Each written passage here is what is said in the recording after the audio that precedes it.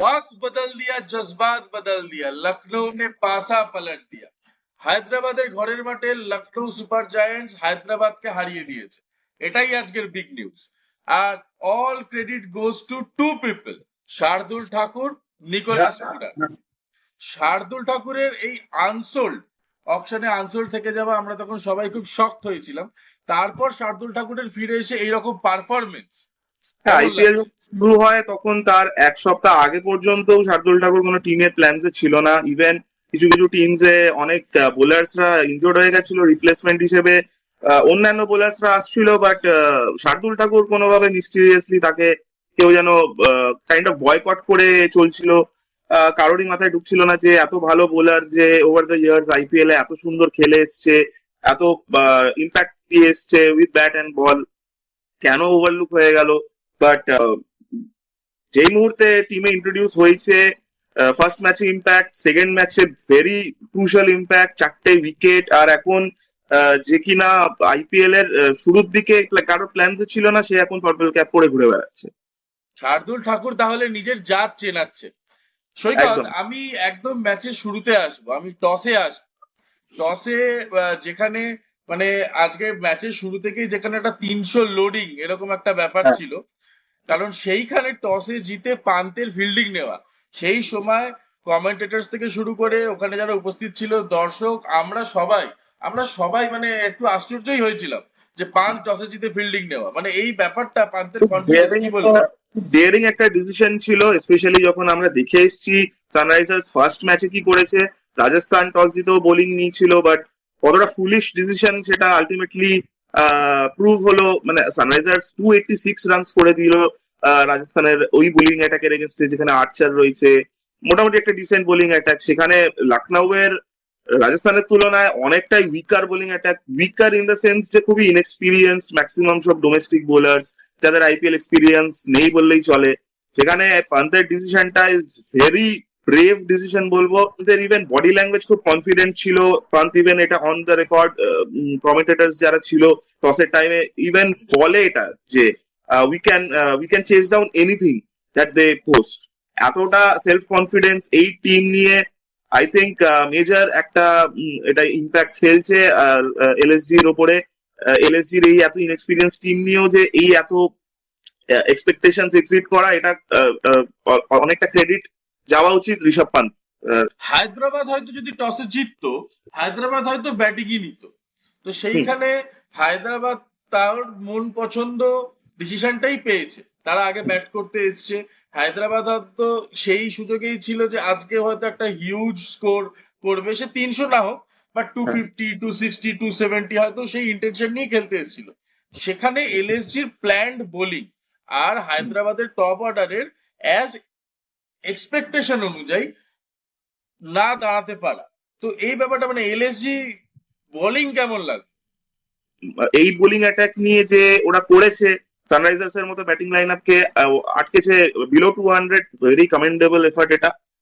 Sunrisers এর batting এ যদি আমি আসি তাহলে বলবো যে এটা এক্সপেক্টেড ছিল। সানরাইজার্স যেরকম একটা টেমপ্লেট ফলো করে যে অল আউট অ্যাটাক করবো, তো এরকম দিন আসবেই যেখানে ওরা হয়তো 300 টার্গেট মাথায় রেখে ওরা তার হাফেরও একটু হয়তো মানে হাফের মতো অ্যাচিভ করলো জিনিসটা।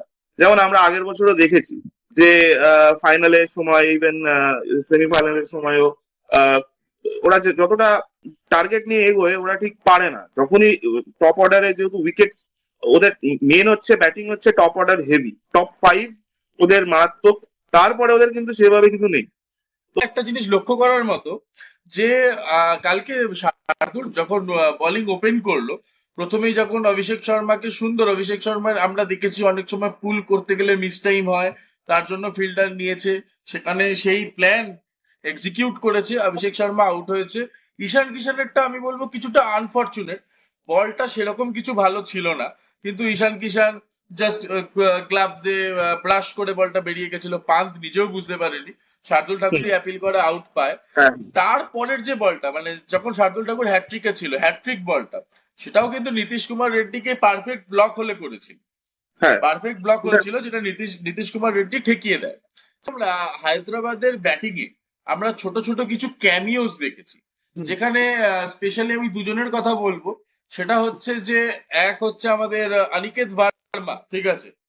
অ্যাবসলিউটলি মানে হায়দ্রাবাদের ব্যাটিং অ্যাপ্রোচ যেরকম, মানে সবাই নেমেই একটা অ্যাটাকিং ইন্টেন্ট, সেইখানে অনিকেত ভার্মার একটা ক্যামিও সেটা হয়তো হায়দ্রাবাদকে এই 190 রান অব্দি পৌঁছাতে অনেকটাই সাহায্য করেছে। এবং তার পাশাপাশি হচ্ছে আমরা সবাই দেখেছি প্যাট কামিন্সকে কলকাতার হয়েও ব্যাট করতে, ঠিক আছে? We all know Pat can bat, but yes. কালকে প্যাট কামিন্স প্রথম 3 বল 3টে 6, তারপরে চতুর্থ বলে আবেশ খানের বলে আউট হয়ে যায়, ঠিক আছে? তো এই ছোট ছোট ক্যামিও গুলো কালকে হায়দ্রাবাদের ব্যাটিং কে অনেক সাহায্য করেছে। আর আমি এলএসজির বোলিং এ বলবো, এলএসজির যেখানে ইনএক্সপিরিয়েন্সড বোলিং ইউনিট, সেইখানে বিশেষ করে একটা দিগ্বেশ সিং আর একটা প্রিন্স যাদব, ঠিক আছে? এরা এলএসজির বোলিং কে অনেকটাই ভারসাম্য দিচ্ছে বলে আমার মনে হয়। কালকে প্রিন্স যাদব তার প্রথম ডেবিউ আইপিএল উইকেট পেয়েছে, সেটাও আবার কার, সেটাও ট্রাভিস হেডের। ট্রাভিস গোল। হেডের সুন্দর বল ছিল, বোল্ড। তো আমরা কালকে এরকম ছোট ছোট পারফরমেন্সও ম্যাচে দেখেছি, যেগুলো ম্যাচে একটা ইম্প্যাক্ট নিয়ে এসেছে বলা যায়। তাই না? সানরাইজার্স এ অনিকেত ভার্মার যে রোলটা, এটা খুবই ইম্পর্টেন্ট, কারণ সানরাইজার্স এর ব্যাটিং টপ 5 খুবই মারাত্মক, বাট তারপরে আমরা সেরকম কিছু আমরা দেখতে পাই না। অনিকেত ভার্মা এমপির প্লেয়ার, মধ্যপ্রদেশের বেশ ভালোই খেলে, ওদের যে লোকাল একটা টি-20 লিগ হয় ওখানে খুব ভালো খেলে। তো স্কাউটিং করেই অবভিয়াসলি আনা হয়েছে, ভালো খেলছে। ফার্স্ট ম্যাচেও খুব একটা অপরচুনিটি পাইনি, বাট মানে দেখে মনে হয় যে হ্যাঁ স্কিলস আছে, ট্যালেন্ট আছে। আর এটা সানরাইজার্স এর যে ব্যাটিংটা আরো যেন স্কেয়ারি করে দিচ্ছে। টপ 5 এর পরে আবার অনিকেত ভার্মার মতো প্লেয়ার, প্যাট কামিন্স অবভিয়াসলি আমরা জানি কেকেআর এর হয়ে একটা রেকর্ড আছে 15 বলসে 50, ফাস্টেস্ট, সরি 14 বলসে 50 মেবি, 14 কি 15 বলস এরকম কিছু একটা রেকর্ড এগেনস্ট আছে। MI, against Mumbai Indians. হ্যাঁ, ওদের এগেনস্টে একটা ওভারে 36 না কত এরকম একটা রানস এর রেকর্ড আছে, 35 না কত রান ড্যানিয়েল স্যামসন মেরেছিল। হ্যাঁ, খুব। ইভেন বুমরার এগেনস্টেও 4-6 মেরেছিল। তো প্যাট কামিন্সের তো ব্যাটিং ক্রেডেন্সিয়ালস আছেই অবভিয়াসলি। সানরাইজার্স এর এই এই দুটো সাইন খুব ভালো। আর লখনৌয়ের বোলিং এ যদি আসি, তাহলে লখনৌয়ের বোলিং ওই শার্দুল ঠাকুর আর আবিশ খানকে বাদ দিয়ে তো পুরোপুরি মানে ইনএক্সপিরিয়েন্স, আইপিএল এক্সপিরিয়েন্সও নেই। ডোমেস্টিক্যালিও তাদের এক্সপিরিয়েন্স খুবই কম। তারা মানে আমি বলবো যে এলএসজির বোলিং লাইন আপে প্রচন্ড অপরচুনিটিস রয়েছে, যারা যারা নতুন খেলছে, ফ্রেশ ফেসেস আছে। লখনৌয়ের যা সিচুয়েশন, এটা কাইন্ড অফ একটা সিলভার লাইনিং হতে পারে যে মানে একটা খারাপ সিচুয়েশনের থেকে অনেক পজিটিভ কিছু ইয়ে আসতে, পজিটিভস বেরোতে পারে এখান থেকে। আমি দেখতে পাচ্ছি যে এলএসজি মানে জাহির খান যদি ভালোভাবে কাজ করতে পারে এই ইয়াং বোলিং অ্যাটাকের সাথে, তাহলে আমরা দেখতে পারি যে at the end of the IPL season LSG থেকে দুটো তিনটে অ্যাটলিস্ট খুব ভালো মানে ইয়াং ফেসেস উঠে আসতে পারে, যেটা ইন্ডিয়ান এই ক্রিকেটকে হয়তো হেল্প করতে পারে। সবকিছু মিলিয়ে আমাদের ভারতীয় ক্রিকেটকেই সেটা সমৃদ্ধ করবে বলে আমরা আশা করতে পারি। এই এলএসজির ব্যাটিং এ আস, এলএসজির top of the order batting করছে মিচেল মার্শ, এডেন মার্করাম। তো সেখানে মিচেল মার্শ, যে আইপিএল এর আগে একটা চোটে ছিল, একটা মাঝখানে সম্ভাবনাও ছিল খেলবে কি খেলবে না, সেখানে ক্রিকেট অস্ট্রেলিয়া মিচেল মার্শকে ছেড়েছে এবং ব্যাটিং এর জন্য সার্টিফিকেট দিয়েছে, কিন্তু বোলিং এর সার্টিফিকেট নেই। সেখানে হ্যাঁ, মিচেল মার্শ পুরো ম্যাচ ফিল্ডিং করে না, বাইরে বসে থাকে, বোলিং করার কোনো প্রশ্নই নেই। আসছে ব্যাটিং করছে, আর ব্যাটিং করছে তো কিরকম ব্যাটিং করছে, ধুয়াধার ব্যাটিং করছে। তো এখানে এসে এখানে কুটে দিয়ে কাইন্ড চলে অফ যাচ্ছে বোলারকে। যখনই একটা অলরাউন্ডারের এরকম কখনো একটা প্রবলেম হয় যে আইদার ব্যাটিং করতে পারবে না বা জেনারেলি বোলিংটাই ওদের, বোলিংটা যেহেতু বডির উপর বেশি লোড পড়ে, তো বোলিংটাই জেনারেলি ওরা কোনো রকম যদি নিগল থাকে ওরা বোলিংটাকে কাট ডাউন করে। ব্যাটিং ব্যাটিং এ তো করতেই থাকে। বাট কাইন্ড অফ একটা প্লেয়ারের যখন এরকম একটা সিচুয়েশন হয়, মাইন্ডে প্লে করে যে আমি যেহেতু একটা অলরাউন্ডার, বাট আমি দুদিক দিয়ে কন্ট্রিবিউট করতে পারছি না, আমার একটা একটা সাইড পুরো অফ হয়ে যাচ্ছে। তো তখন তাদের একটা মেন্টালিটি থাকে যে আমি যে যে জিনিসটা পারছি সেটাকেই যেন বেশি ম্যাক্সিমাইজ করি।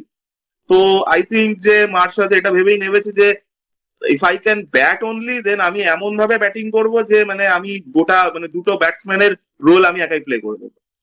দুটো ম্যাচেই 50 মেরেছে, আর খুব ভালো স্ট্রাইক রেটে 50 মেরেছে, পাওয়ার প্লেটাকে খুব ভালো রকম ইউজ করছে, ইউটিলাইজ ইউটিলাইজ করছে। করেছে, হ্যাঁ।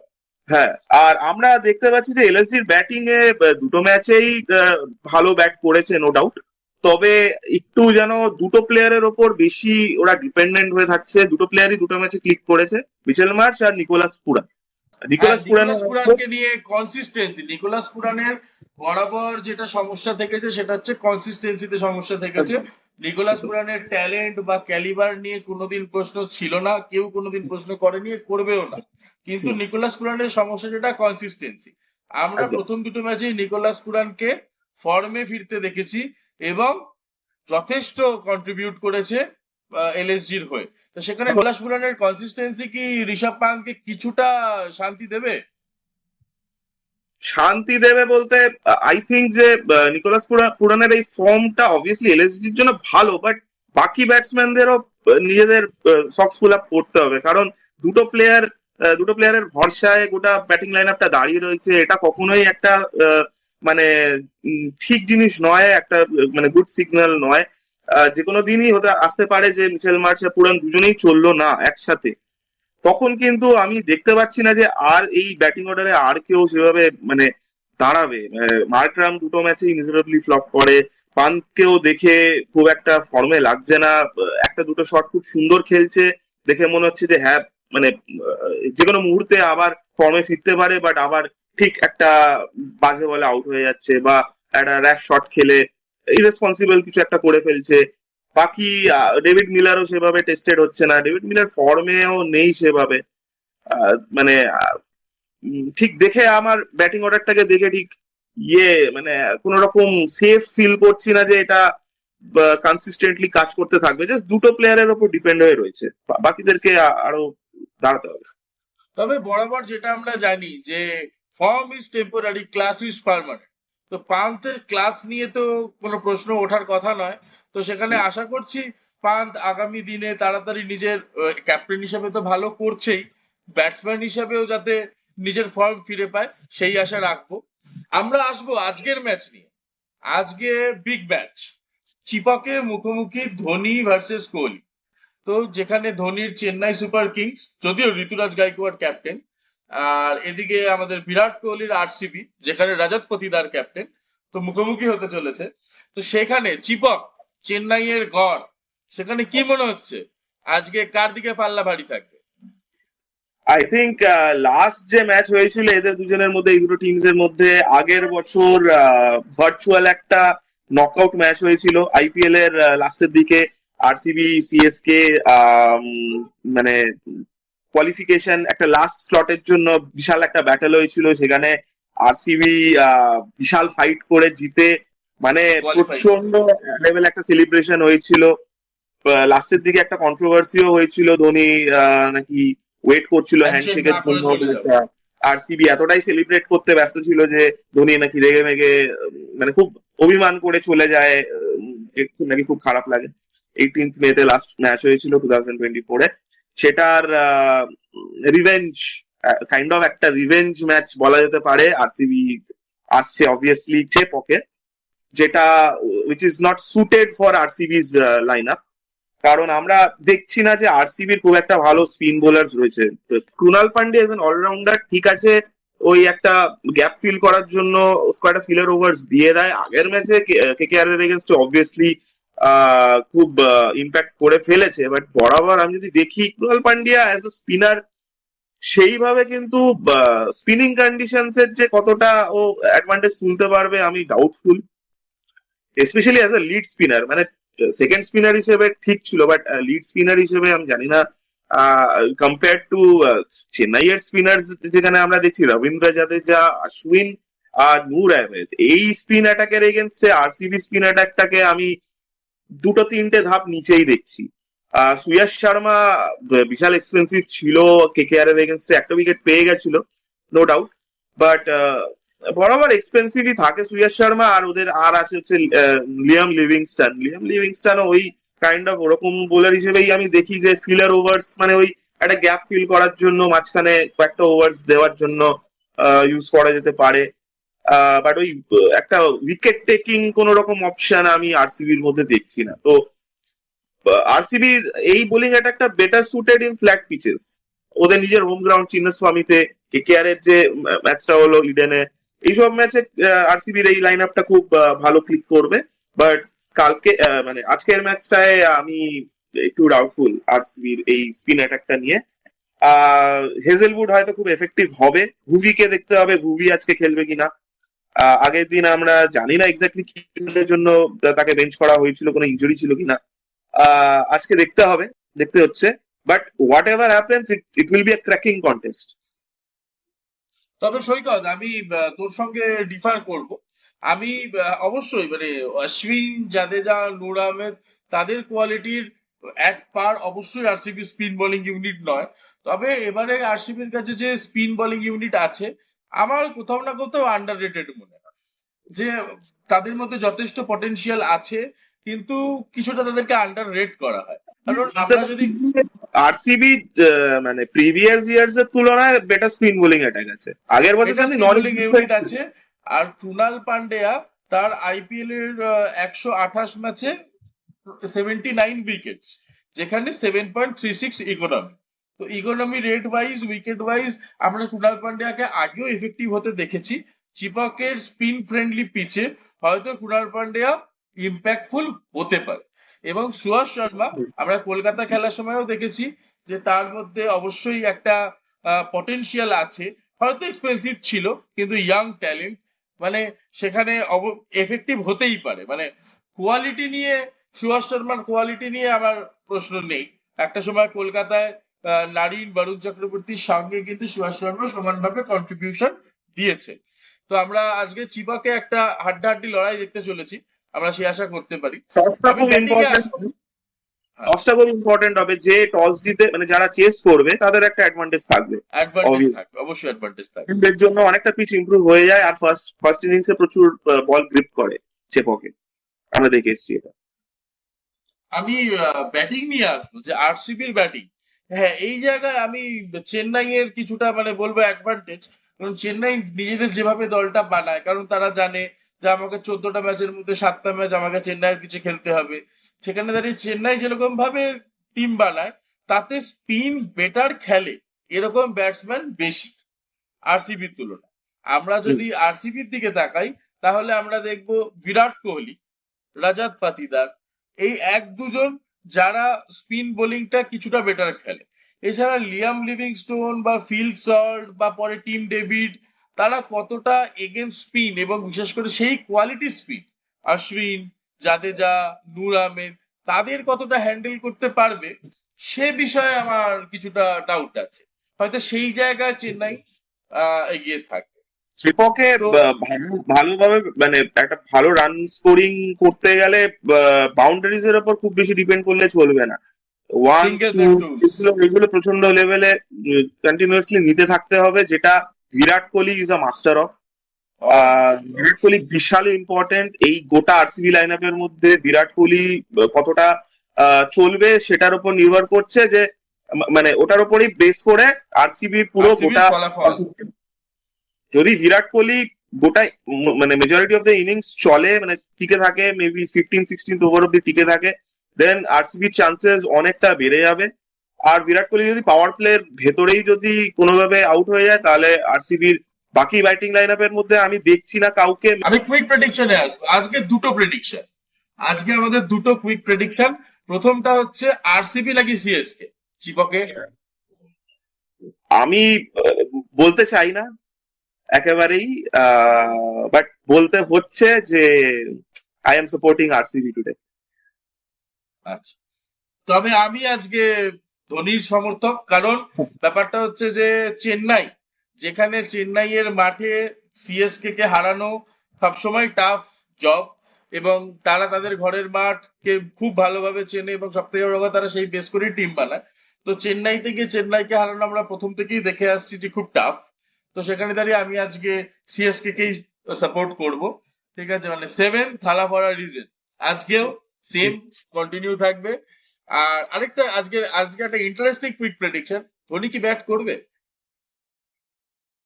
ডিপেন্ড করছে যে ম্যাচ সিচুয়েশন কি থাকে। আগের দিনে আমরা দেখলাম যে চেস করতে গিয়ে অনেকগুলো উইকেট পড়ে গেছিল, তারপর নেমেও কোনো অপরচুনিটি পাইনি, একটাই একটাই বল না দুটো বল ফেস করেছিল। যদি সেভাবে টার্গেট দিতে পারে আরসিবি বা ব্যাট, যদি সিএসকে ব্যাট ফার্স্ট করে সেভাবে যদি আরসিবির বোলিং লাইন আপ অনেকগুলো উইকেট ফেলে দিতে পারে, দেন চান্সেস তো অবভিয়াসলি আছেই। তবে আই ডোন্ট থিঙ্ক যে সিএসকে যা ব্যাটিং লাইন আপ ধোনিকে লাগবে। যাই হোক, ধোনি ব্যাটিং করতে আজকে আসবে কিনা সে বিষয়ে সৈকত কিছু ক্লিয়ারলি বললো না। তবে আমরা ম্যাচের শেষের দিকে দুটো তিনটে পর পর রান আউট দেখতেই পারি, যেখানে তারপরে ধোনি ব্যাট করতে নামবে। যাই হোক, 7:30 সিএসকে ভার্সেস আরসিবি, সেখানে আমরা দেখবো। আমাদের সব প্রশ্নের উত্তর আমরা সেখানেই পেয়ে যাব। তো আজকের মতো এখানেই আমাদের শো শেষ। আর যারা আমাদেরকে সাপোর্ট করছো তাদেরকে অনেক অনেক থ্যাংক ইউ। আমাদের চ্যানেলকে সাবস্ক্রাইব করো, শেয়ার করো, লাইক করো, তোমাদের ফিডব্যাক কমেন্টে জানিও। আমরাও তাহলে আরো নিজেদেরকে বেটার করতে পারবো। আজকের মতো এখানে tata. That's a good shot. Beautifully played down the ground. That's a lovely cover to straight drive.